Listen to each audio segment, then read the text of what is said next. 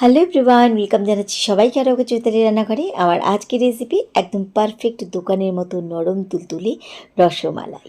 তো চলো দেখে নেওয়া যাক আমার আজকের রেসিপি। রসমালাই বানানোর জন্য প্রথমে আমি এখানে নিয়েছি ছানা। এটা কিন্তু 500 ml দুধের প্যাকেটের ছানা, সেখান থেকে যতটুকু ছানা বেরিয়েছে দেখো। আর যদি তোমরা বাড়িতে ছানাটা বানাও তাহলে কিন্তু অবশ্যই ফুল ফ্যাট মিল্ক নেবে, তাহলে ছানাটা কিন্তু খুব ভালো বের হবে আর মিষ্টিটা কিন্তু খুব দারুণ তৈরি হবে। আর ছানা আমি আজকে কাটা দেখালাম না, তার কারণ এই ছানাটা কিন্তু আমি বানাইনি। এটা কিন্তু বাড়িতে দুধ ফেটে গেছিলো, সেই দুধের ছানা। তো এখানে পুরোপুরি 500 ml দেখো অনেকটা ছানাই বেরিয়েছে। তোমরা যদি চাও যে দুধ কিনে এনে বাড়িতে ছানা বানাবে তাহলে এভাবে কিন্তু বানিয়ে নিতে পারো। ছানাটা কিন্তু আমাদের প্রথমে যদি বাড়িতে ছানা বানাও তাহলে একটু জল ঝরিয়ে নেবে কিছুক্ষণ। তারপরে যখন একটু জল ঝরে শুকনো হয়ে যাবে তখন কিন্তু এরকম হাতের তালু দিয়ে খুব ভালোভাবে ছানাটাকে মসৃণভাবে একটুখানি কিন্তু মথে নিতে হবে। এরকম যত ডলবে, যত ছানাটা ভালোভাবে ডলা হবে, মাখা হবে, মিষ্টিগুলো কিন্তু ততই সফট হবে, স্কিন টেক্সচারটা কিন্তু দারুণ হবে। তাই খুব ভালোভাবে প্রথমে কিন্তু আমাদের এই জল ঝরানো ছানা ভালোভাবে কিছুক্ষণ হাত দিয়ে মথে নিতে হবে, যেন একদম এটা নরম তুলতুলে হয়ে যায়।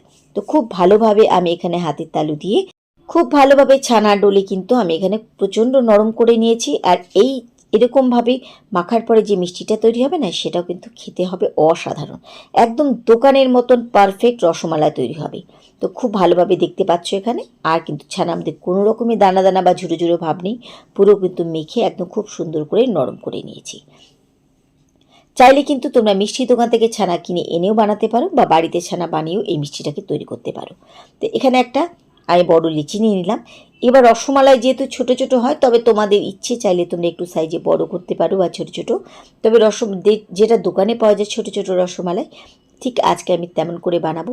তাই ছোট ছোট এখানে দেখো একদম ছোট ছোট করে লেচি কেটে নিচ্ছি। লেচিগুলো কিন্তু খুব বড় নেবে না, একদম ছোট ছোট করে লেচিকে এখানে নিতে হবে। তো আমি এখানে লেচি নিয়েছি আর একদম হালকা করে সুন্দর করে এভাবে একটু করে চাপ দিয়ে এরকম সুন্দর করে গোল বানিয়ে নিচ্ছি। চেষ্টা করবে যেন গায়ে কোনো রকমের ক্র্যাক না থাকে। যদি ছানা ভালোভাবে মাখা হয় তাহলে ক্র্যাক আসার কোনো প্রশ্নই থাকে না। তো এভাবে আমি বাদ বাকি সব মিষ্টিগুলোকে প্রথমে বানিয়ে নিলাম। তৈরি হয়ে গেছে মিষ্টি। চলো এবার মিষ্টির জন্য শিরা বানাতে হবে। সেজন্য কড়াইতে আমি প্রথমে নিয়ে নিচ্ছি 1.25 কাপ চিনি। কারণ আমার এখানে মিষ্টিগুলো কম আছে, তাই আমি এখানে 1.25 কাপ চিনি নিচ্ছি। যেহেতু রসগোল্লা বানানোর জন্য আমাদের কিন্তু অনেকটা মিষ্টি রস লাগবে। আর এখানে 1.25 কাপ চিনি নিয়েছি, তার সঙ্গে আমি নিয়ে নিচ্ছি 2 কাপ জল। রসগোল্লা বানানোর জন্য কিন্তু আমাদের সবসময় একটু বেশি রসের প্রয়োজন হয়। দিয়ে দিলাম একটা এলাচ ফাটিয়ে খুব ভালো ফ্লেভারের জন্য। এবার জল কিন্তু চিনি জল ভালোভাবে টকবক করে ফুটতে দেবো। জল যখন এরকম টকবক করে ফোটা শুরু হবে চিনি শিরা, তখন কিন্তু ফ্লেম কিন্তু হাই রেখে এক এক করে এবার মিষ্টির বলগুলো এর মধ্যে দিয়ে দিচ্ছি। ফ্লেম কিন্তু এখন একদম কমানো যাবে না, একদম হাই ফ্লেমে আমাদের কিন্তু 15 থেকে 20 মিনিট ভালোভাবে মিষ্টিগুলোকে জাল দিতে হবে। আস্তে আস্তে দেখতে পাবে না এর মধ্যে কোনো রকম বেকিং সোডা, না এর মধ্যে কোনো ময়দা, না কোনো সুজি, কোনো কিছু দেওয়া হয়নি। মিষ্টিগুলো এমনিতে কি সুন্দরভাবে ফুলছে। এখন কিন্তু স্টিম একদম কমানো বাড়ানো কোনো কিছু যাবে না। আর আমি কোনো ঢাকা দিয়ে করলাম না, তোমাদের বোঝার সুবিধার্থে আমি কিন্তু ঢাকা ছাড়াই করে দেখাচ্ছি। দেখো আস্তে আস্তে কীভাবে মিষ্টিগুলো ফুলে যাচ্ছে। আমার মনে হয় সব রেসিপি থেকে খুবই সহজ রেসিপি হচ্ছে রসগোল্লা বানানো। রসগোল্লাগুলো ফুলে গেছে, তবে কিন্তু এই অবস্থাতে কেউ নামাবে না যতক্ষণে চেক না করে নেবে যে রসগোল্লাগুলো হয়েছে কিনা। কারণ ফুলে গেছে, তবে কিন্তু ভেতর থেকে এখনও পর্যন্ত কিন্তু সেদ্ধ হতে হবে। তাই রসগোল্লাগুলোকে 15 থেকে 20 মিনিট হাই ফ্লেমে এইভাবে রসের মধ্যে খুব ভালোভাবে কিন্তু আমাদের সেদ্ধ হতে দিতে হবে। তো একটা মিষ্টি আমি চেক করে দেখাচ্ছি কীভাবে বুঝবে যে রসগোল্লা হয়েছে। আমি এখানে একটা কাপে জল নিয়েছি আর দেখো রসগোল্লা একটা দিয়ে দিলাম। যদি রসগোল্লা নিচে বসে যায় তাহলে ভাববে যে হ্যাঁ রসগোল্লা তোমার সিদ্ধ হয়ে গেছে, রসগোল্লাগুলো হয়ে গেছে। আর যদি উপরে ভাসে তাহলে ভাববে যে আরেকটু সিদ্ধ করার প্রয়োজন আছে। তো আমার এখানে রসগোল্লা হয়ে গেছে। আমি গ্যাস ওভেন বন্ধ করে দিয়ে কিছুক্ষণ এই রসগোল্লাগুলোকে প্রথমে ঠান্ডা হতে দিচ্ছি। আমি এখানে একটা কাপের মধ্যে রসগোল্লাগুলোকে নিয়ে নিয়েছি। আর যে বাড়তি চিনির শিরাটা ছিল এটা কিন্তু আমরা ফেলবো না, এই চিনি শিরা দিয়ে কিন্তু রসমালাই তৈরি করব। তো এবার আমি যেহেতু এখানে এলাচ দেওয়া আছে, চিনিটাও দেওয়া আছে, সেজন্য এটাকে আর ফেলে লাভ নেই। এবার এর মধ্যে আমি দিয়ে দিলাম 1 কাপ লিকুইড মিল্ক।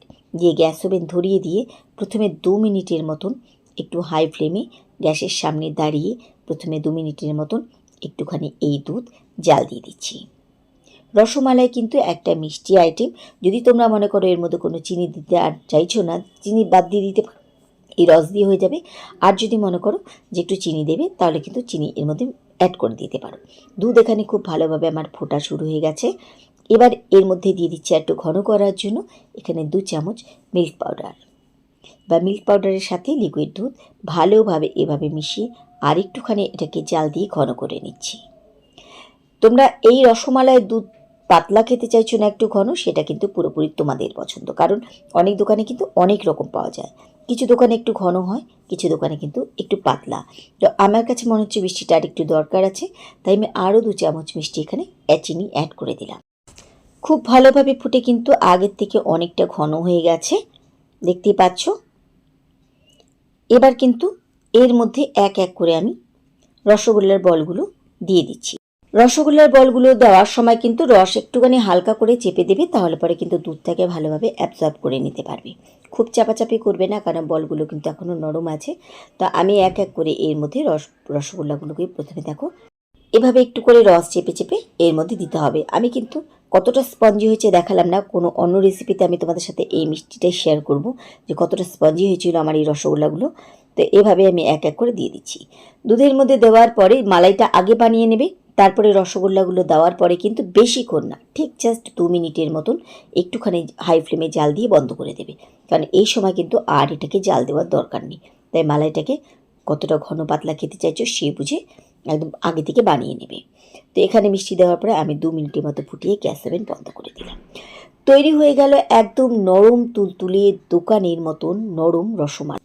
এই রসমালাই আর দোকানের রসমালাইয়ের মধ্যে কোনো রকমের তুমি তফাৎ খুঁজে পাবে না। দেখলে তো একদম অল্প দুধে অল্প ছানা দিয়ে কত সহজে আমরা বাড়িতে খুব দামি একটা মিষ্টি তৈরি করে নিতে পারলাম।